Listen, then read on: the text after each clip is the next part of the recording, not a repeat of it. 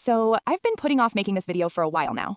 Not because I'm embarrassed, but because even 6 months later, it still feels surreal to say out loud, I was left at the altar. And not just left quietly, left spectacularly. Left in a way that honestly, when I tell people about it, they think I'm making it up for some dramatic movie plot. But this is real. This happened to me. And today, I'm finally ready to share the whole story. But here's the thing, this isn't just a story about heartbreak, it's about what happens when your worst nightmare becomes reality, and somehow you still find a way to take your power back. So grab some tea, get comfortable, because this is going to be a long one. And if you've ever felt betrayed, humiliated, or like your whole world was falling apart, I hope my story helps you feel a little less alone. Let me take you back to the beginning. His name was Jason, and we met 4 years ago at a mutual friend's birthday party. I know everyone says this, but there was genuinely something magnetic about him. He was charming, funny, ambitious. He had this way of making you feel like you were the only person in the room. We started dating pretty quickly after that night. The first year was incredible. He'd surprise me with weekend trips, leave little notes in my work bag, call my mom just to check in with her. My friends loved him, my family loved him, I loved him.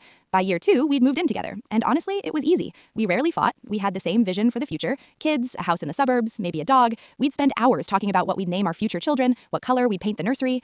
There were small things I overlooked, of course, like how he was always on his phone, how he'd get defensive if I asked who he was texting, how he'd mention his ex Nicole a little too often for my comfort, but every time I brought it up, he'd reassure me. Babe, you're being paranoid. Nicole and I are ancient history. You're my future. And I believed him, because I wanted to believe him. Year 3, he proposed. We were on vacation in Italy, Positano actually, which had always been my dream destination. He got down on one knee at sunset, on this cliffside overlooking the ocean, and asked me to marry him. I said yes before he even finished the question. The engagement period was a whirlwind. We spent months planning the wedding. I had a Pinterest board with 847 pins. I taste tested 17 different cakes. I spent hours addressing invitations by hand because I wanted everything to be perfect.